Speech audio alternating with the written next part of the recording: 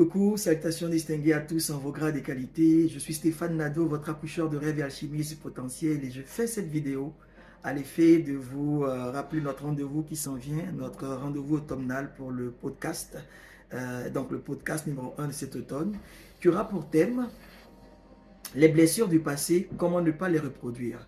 Alors moi, je vais habiller cette thématique du haut de mon background de coach professionnel, aussi d'entrepreneur hybride. Je vais convoquer, bien entendu, mes études et mes recherches en sociologie, en psychoéducation, en éducation spécialisée, en spiritualité et religion. Et je vous invite aussi à faire de même parce que, justement, dans cette thématique-là, lorsqu'elle sera abordée, moi, je ferai une introduction, une esquisse d'à peu près 10-15 minutes maximum, et le reste du temps, nous allons partager, échanger.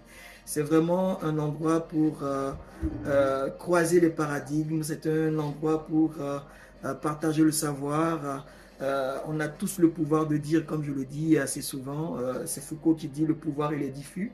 Le pouvoir de dire et la légitimité de dire aussi l'est, nous le pensons, et donc chacun pourra apporter sa pierre à cet édifice du savoir. Donc ça va être super, ça va être ce dimanche à 19h, ne ratez pas.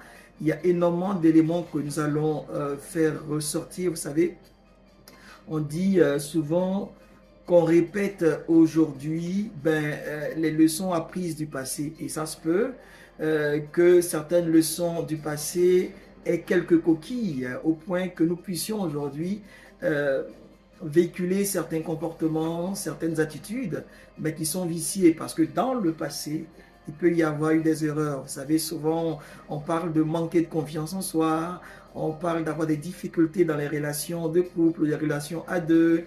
On voit souvent des attitudes et des comportements de racisme, de rejet.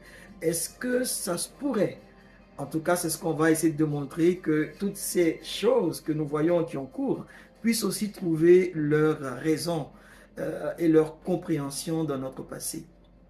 Et est-ce que quelque part comprendre le passé, ce n'est pas aussi en quelque sorte trouver les réponses aux solutions d'aujourd'hui? Bref, on a le pathos de son ethos. On va essayer de le démontrer la fois prochaine. Et on aura l'occasion justement de clarifier ces différents points. Je vous donne rendez-vous, j'en dis pas plus. À bientôt. Salut.